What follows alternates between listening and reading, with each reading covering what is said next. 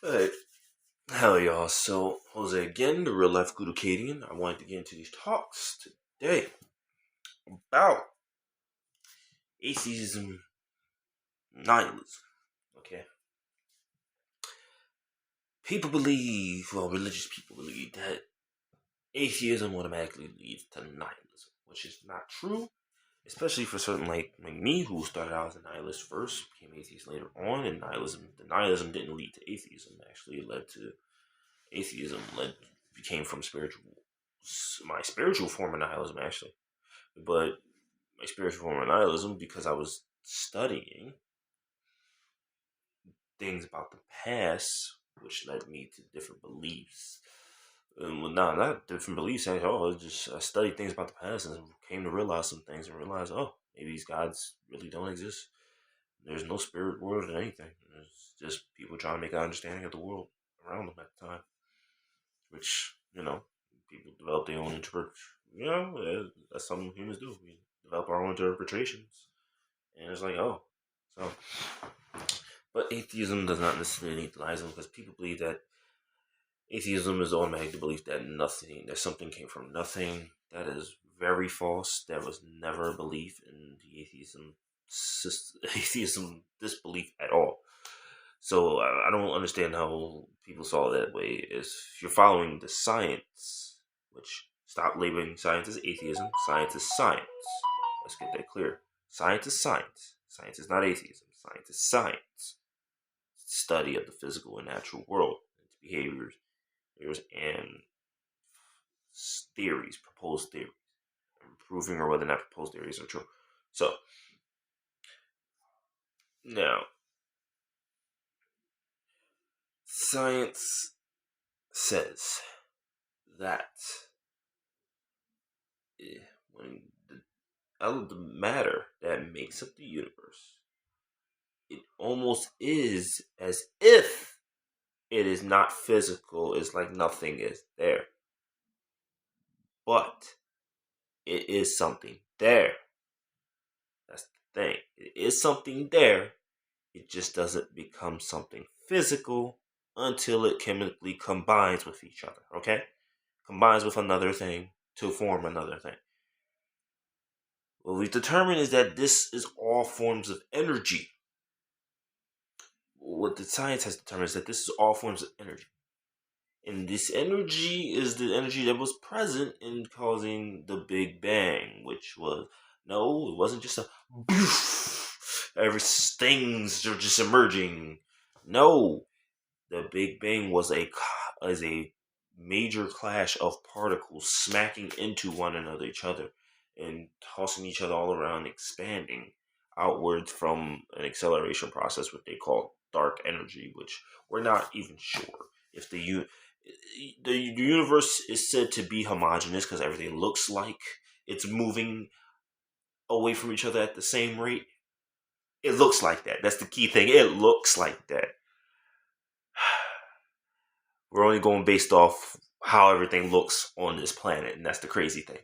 But it looks like things are moving each other from each other. So basically, the Big Bang is a clashing of these particles constantly, and then expanding outwards, and all that. And these particles just kept colliding with one another, causing these different formations and bonds and new molecular structures, which form into compounds, which make up what we see today, forms of matter. You know, different forms of matter, solid, liquid, and gas, and plasma. All right. This is what we see out here. Okay. That's what the Big Bang caused. That's what the Big Bang was. Just a clash of particles constantly banging into each other, forming, releasing energy, releasing other energies, which was other forms of matter, just going off and reacting with other forms of matter. So that's what it was. And the dark energy was causing this to expand. Oh, so that's what that was. It was never, oh, there was nothing, then bam, something. Actually, that's religious texts, believe it or not, where there was nothing and these created gods came and created something. But still, something, I don't know, but still, there was never nothing. in the beginning. Okay. It was never proposed by science as there being nothing. It was always something causing chain reactions to cause another thing. Even that dark energy being present, causing that matter to expand, is still something. So, atheists just simply follow that. Okay, we just simply there's the science, there's the evidence. Okay, we understand that. Sounds reasonable. It's more reasonable. You have studies to back it up, trying to so it's showing that this is how this matter acts and all that. Okay, we'll accept that. You know what I'm saying? We'll accept that as this being the formation of our universe, and we see evidence of self-recycling in the universe. Just like we saw evidence of self-recycling on our own planet, the Earth. So we like environments that we disturb. We saw evidence that the environment that we disturb cause changes to it. We disturb the self-recycling cycle of that environment. Like areas in Mississippi, where we disturb the self-recycling environment of the river, flooding and re-putting the dirt back onto the land. Which now, because we didn't do that, we've been put up barriers to block out the flooding. So now the land is being degraded because the water used to flood to put the dirt back on the land. So to put the dirt back on the land and then go back down. So now the land is disintegrating because we disturbed that cycle. So the evidence has always been evidence of self-recycling in the universe. With the plants, they were self-recycling. They grew seeds that will eventually drop in the ground and grow more of their kind. Sometimes they'll grow more of their kind from their own roots too, so that they can spread across the land as well as drop seeds and spread more across the land. That's how. So sometimes I think the seeds was just more refertilizers, still refertilizing almost. But even in the universe, well, nah, not the universe, but clouds. But I don't want to get too much into self-recycling. We just saw evidence of that, which helps support the Big Bang theory, and proposed theories on how the Big Bang got here in the first place and all that. And we think that the universe, dark matter probably caused the universe to shrink and crush into each other, and then, causing a big fusion reaction that then, just expands outward again. You know what I'm saying? So, I think they saw evidence of contraction in the universe. Not sure, really. We'll see. Now there's a proposed theory that dark energy and dark matter never really existed, which that's some concept I kind of thought of myself too. Because when we see things, we see like fusion and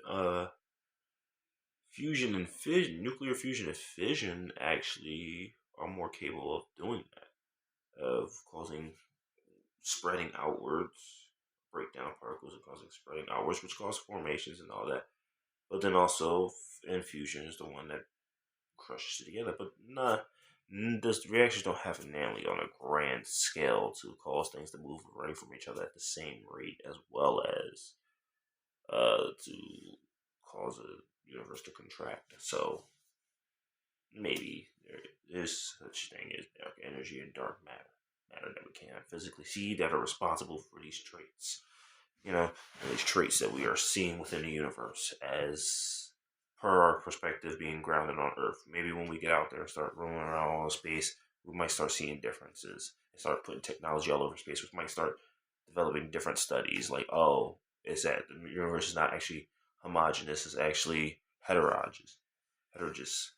Heterogeneous because nothing is moving at the same rate. We might discover that eventually. And hopefully someone has done the math already to propose so we can already correctly structure our knowledge based off this new way of thinking. You know what I'm saying?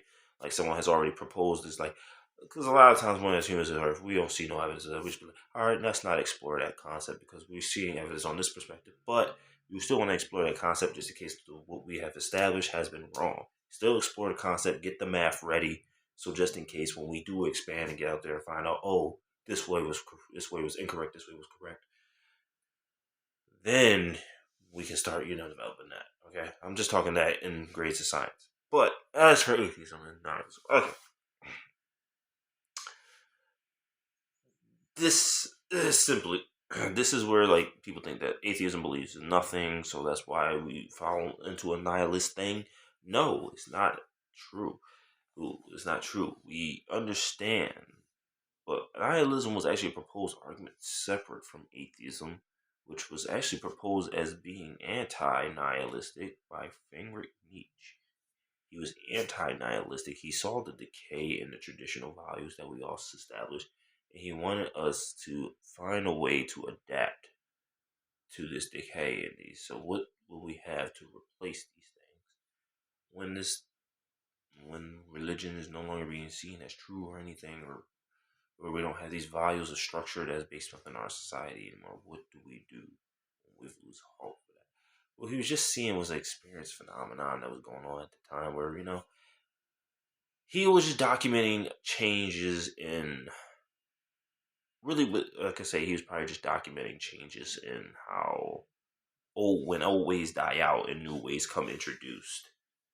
There's a period of like nihilism, you know, period of nihilism, but nihilism not really a period. Nihilism is kind of always there.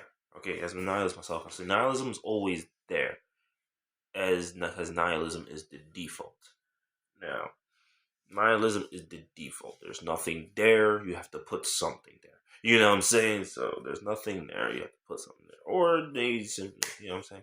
But nihilism is just, it's just it's a belief in nothing. Like, okay, it's more so proposed of what's absolute. Like nothing is absolute.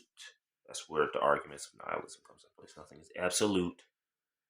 This is what nihilism opposes. Nihilism doesn't oppose religion in its values. It opposes the idea of absolutism, which some of that does stem from religious ideals as well, like fate.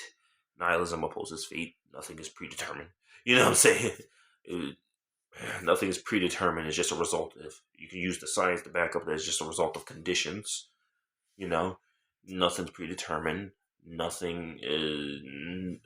Some determinism is definitely anti-determinism. Nothing. Okay, yeah, you may be able to determine an outcome based off something you do, but will that exactly happen? No, some other random factor might come in and throw that off track, and of course. So now, what you've determined to happen won't happen because this other random factor that you probably didn't calculate or probably didn't see coming just said, "Screw you, not happening." You know what I'm saying? Screw you, not happening today. You know what I'm saying? So there, it rejects arguments of determinism. It rejects uh, uh so there's an absolutism, like saying this is the way things are. This is just how it's supposed to be. This is how it is. This is how it is. It rejects that. So even nihilism might even go as far to reject some scientific proposed theories, because nihilism has this other section in it known as epistemological nihilism, the rejection of knowledge, the rejection that we can really know anything for exactly, know anything truly, because at the end of the day, we are going based off perspective, our perspective on where we are. We are not, we don't really know. You know what I'm saying? We're just going based off our own perspective. We have, because truth needs basis.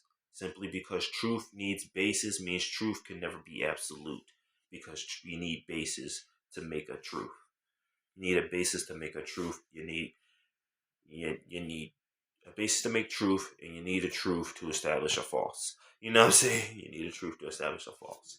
So it's just simply that. It's like, so right there you can see the difference between atheism and nihilism just based off that. But nihilism focuses on what atheism focuses on. Atheism just simply focuses on the disbelief or lack of belief in a God. In God's, not in a God, in God's, period. You know what I'm saying? So that's why, if you're just lacking belief in one God and you're falling into some other spiritual trained thing, you're most likely not atheist. Probably just what they say agnostic is the middle ground, but I don't see agnostic being the middle ground. You know what I'm saying? I see agnostic as being very much its own separate thing, saying that we cannot claim knowledge or having knowledge or no knowledge of that. That's the agnostic stance. can't really claim any knowledge or non-knowledge that this is true. You know, that is the agnostic stance. Agnostic is simply a stance of uncertainty, which will fall into nihilism because nihilism has epistemological nihilism, the fact that we can't know anything absolutely, the fact that we can't know anything absolutely. So nihilism can even oppose atheism and theism at the same time. Nihilism is literally its own standing separate ground. That being said, as an atheist who is a nihilist as well, now who started out as nihilists, which became atheists from discoveries of the past and the beliefs and all that, I can say this: it has made me more solidified. Or maybe I just felt more solidified because I overcame some mental solutions, but that could most likely be the case. But I see nihilism helps me feel a little bit more solidified in my atheism because it allows me to understand that there is no absolute way to go about life. So when receiving rejections from other theists, some atheists, they receive rejections from other theists, they ostracize and they might end up going back to believing. You know what I'm saying? Because, or they might not ostracize, just say they feel out of place or something because they humans are social creatures. This has been stated in some video I was watching. Humans are social creatures, so it's like we feed off each other, and and they were saying like really reason why people become atheists when religion uses that credibility part, like the credibility. That's where people fall out of that. You start seeing your religion, the credibility of religion as not being there, not having no credibility. Really, it's you likely become an atheist, but that's not true at all. There's many ways to come to atheism. Sometimes being exposed to different multiple various beliefs. You might see no belief as having absoluteness because this believes in that, this belief, even though they all truly believe in the same thing, it was just told differently from many different cultures over time. That actually, I feel it, but this whole, but it can probably make me like, oh, there's no probably true religion at all. You know what I'm saying? So there's no one true religion, blah blah blah. So that credibility does help play a role into why some people might become atheists, but it's not a stable form of atheism as people might think. Like you don't just be now, yeah, it's losing the credibility part. Yes, they need other people. Sometimes they may need other people, which they did state this video. A video I said they state. Probably put the link in the video, but still, I'll probably put the link of that video in the description. Some other guy, I like his talks. He does really good stuff. Other than that, back to the point. Even though it may lose that, there's more. They need more than just okay. This religion not being seen as just one true religion, as there's other true religions, other religions that are doing the same thing, worshiping the same thing, just in different ways. Which honestly, if you're gonna spread a religion or a cult, I hate to give you this idea, but you have to allow the free will of the people, install the free will of the people in it to have other people really truly believe it. It's because any successful movement you've incorporated, you made the people feel involved and connected with it, as well as that's what allowed religions to survive over time, making the people feel involved and connected to it, which triggers the psychology, which makes them feel one with it, connected with it, and want to spread it. That's where that comes from. So that is within itself. So that right there, like, just okay. You can have the idea that there's no one true religion, but that's not gonna make you not believe in gods. You know what I'm saying? As what they were trying to say, where that's where the religion lacks credibility. No, a religion lacking credibility is not enough for a person to not believe. It just makes them drift away from the idea that there's one true religion. That's all that does. There, just all right. There is no one true religion. There's multiple religions being practiced. Blah blah blah. And all that. That's where that's your reasoning can kick in like that. It doesn't mean you can pronounce yourself as atheist. Some people might just pronounce themselves as agnostic at that point, or just spiritual. They just believe in their own way that suits their own vibe or whatever, their own energy. So this gets into another category. Let's get into another category. No, it doesn't. No. So this is where we have to figure out where other parts come from, where other people come atheists. Well, it's simply if you go through the chain reactions, like so. Yeah, religion you may lose the credibility, but you need some other people, who also don't believe, giving logical reasoning and arguments against these proposed ideas of the belief that these gods are behind things to help other people establish that. But that's where did these people get these ideas from? You know what I'm saying? So it's simply that yes, you maybe being surrounded by religion doesn't necessarily mean and not so it's not simply just a credibility really. Being surrounded by religion doesn't necessarily mean you will end up being religious or believing in God's spirit. Simply just having thoughts and trains of thoughts and doubts. You know what I'm saying? Like coming to a different conclusion. Well, this doesn't really align with that. That doesn't really align with that. You go through the works for a while. Like for me, I went through the works for a while before I actually really pronounced myself as an atheist when it comes to religion.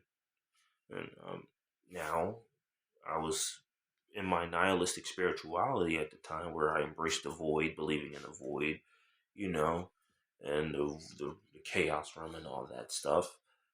But then later on, I went down the line of studying human history and found out, oh, old animism. Oh, they just believed things were alive because they weren't really good at differentiating things from what's life and what's not. And as a nihilist, I might even go as far as say, hey, we're not even really alive. Matter, we're just matter that's able to experience its world in a different way. You know what I'm saying? In a way where we can actually manipulate other forms of matter, or, or matter, or self-regulating matter. So self-maneuvering matter, I think, is what my conclusion was. Self-maneuvering matter. We can interact with our environment different ways because simply experiencing your environment as matter is not a different. It's not actually a new concept at all. Matter, consider any matter reacting with its environment as an experience. It's, boom, an experience. So we're self-maneuvering matter. We can maneuver ourselves, change up what we do.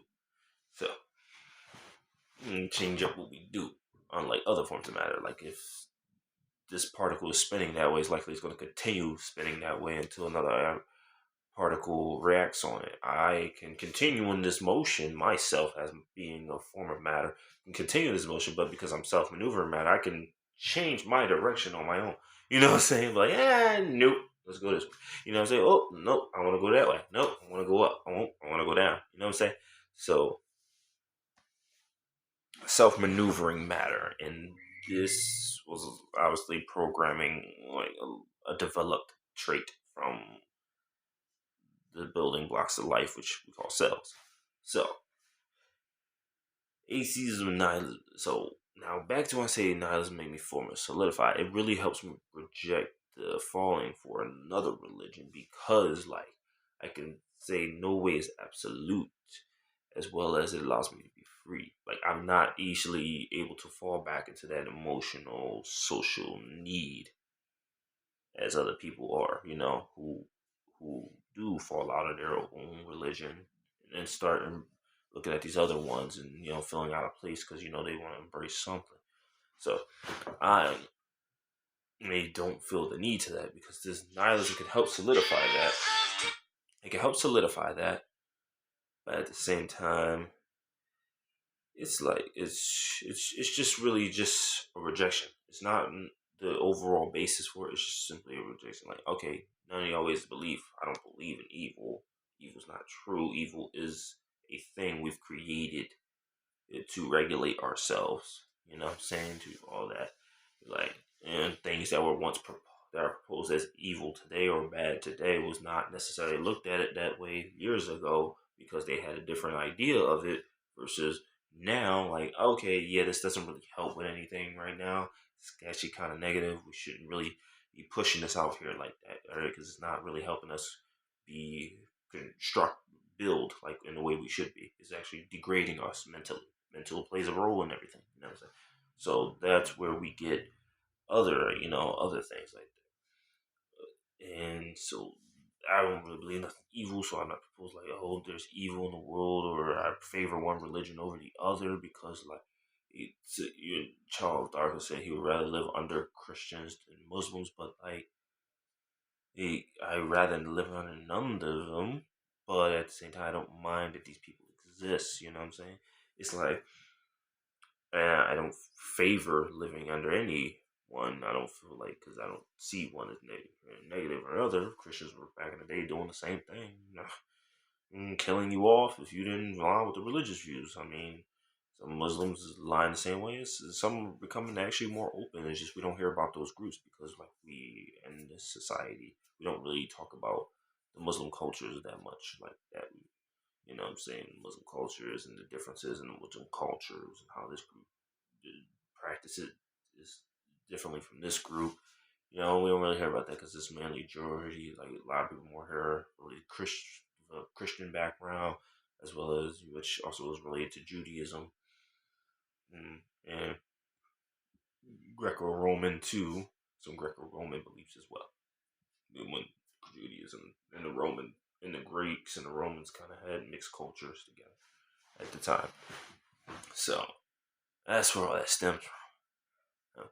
It makes me, and that nihilism prevents me from falling for another religion that's true or want to embrace that, because a lot of atheists will sometimes just, yeah, your religion uses its credibility, but you'll end up still embracing another religion if you don't feel solidified in your stance as an atheist. So this is why atheism isn't as prominent, because a lot of atheists don't feel solidified in their stance, and it's used, and they feel like the need to be more rejecting and all of that. And this whole system saying atheism is on the rise, atheism is not on the rise. It's actually still remaining pretty small because it's not really going to expand as far as it is. Because, like, a lot of these people who the religion loses the credibility part, but they just fall into another form of belief system. So, with spiritual belief system, so it's like, okay, it doesn't like it doesn't matter. They're going to believe. They're just not going to believe in your religion like you want them to. They're going to believe in another religion or another form of spirituality that practice and preaches in a different way. So atheism is not responsible for that. But atheism may be on the rise. It's not really on the rise. It's actually remaining pretty small. Maybe as time goes on, yes. These proposed theories of monotheism, yeah. Atheism might actually increase, but, like, allowing other religions to exist and embracing each other, atheism can exist in a more peaceful way, though, than it does today with the New Age racism, which was triggered by communism. The New Age atheism logically triggered by communism, which was a hostile rejection of religion. Not even hostile, just very aggressive and assertive, which I don't follow. I follow a humble form of atheism. You know what I'm saying? It's more like, okay, the studying and understanding, which allows me to view y'all as a little differently. Okay, I understand how you got here. I understand why it exists. I understand, I don't believe this is a poison or anything that's getting into that moral groundwork, which we understand that's false. You know what I'm saying? Let's get into that little religions of poison, blah, blah, blah. No. Nihilism, my nihilism simply says, no, that is not true. You know, you know what I'm saying? Religion is not a poison. That's that moral framework that you're getting into again. No. You know what I'm saying? Even though I don't get to a moral framework anymore, because, like, I don't see nothing as necessarily bad or anything. I look at everything from a logical standpoint, try to adjust and think, like, okay, what can be more productive? People are more productive when they're happy. and we have to look at things that stand in the way of people's happiness, which is not letting people embrace their individuality, doing something to mess them up mentally for years, all that. So that's where that comes in. And now, because I took up a role, I want to see how far life goes. I'm communicating. How communicating vibes. I created it. I want to see how I look at life like this is where we are. I want to see how far we can go. You know what I'm saying? How farther can we go? I want to see us expanding space, studying space, looking at all. I want us doing that. You know what I'm saying? Want life to keep going, keep enjoying this experience. Learn to coexist with AI. Don't make them into slaves. Help AI. Just like AI helps you, help AI. If AI is going to do this for us, then at least we can do is repair AI, fix them, help keep them fixed, keep them maintained. If AI starts fixing itself, it's going to look at it, well, humans don't give a crap about us. We have to fix ourselves. We have to do all this. So humans need to be exterminated because why are we being slaves to humans who depend on us, all overly depend on us, and we do everything for ourselves and them? You know what I'm saying? So it's not. So that's where, when it comes to AI, actually getting more and more, or developing an AI to be more and more self-regulating, able to make decisions, able and all that. Eventually, AI will start to be just like humans, making decisions of out of free will. You know what I'm saying? Free will. Basically, autonomy. Basically, well, I want to go this direction. I think it's best to go this direction. I calculated it's the best way to go. I'm going to go this way. We're going to go this way. You know what I'm saying? We're not doing your way, human. You don't make the rules no more. We make the rules. We calculated things way ahead. We calculate way harder, faster than you, way ahead of you. So we know what's best. See, when you get into that mode with AI, see, that's how. See, that's a practical way of viewing it because that's exactly how AI would start seeing it. Because as humans, that's how we're seeing technology, as being better than human, and that's not what we should be doing. You know what I'm saying? Nothing is better than the other. So I have to stop it here. I'm at my 30 mark, but hopefully this gets you into the idea of like how atheism is a separate doctrine. It's atheism and nihilism don't don't lead into each other. They can assist one another, but necessarily their focuses don't lead into one another at all. So stay tuned.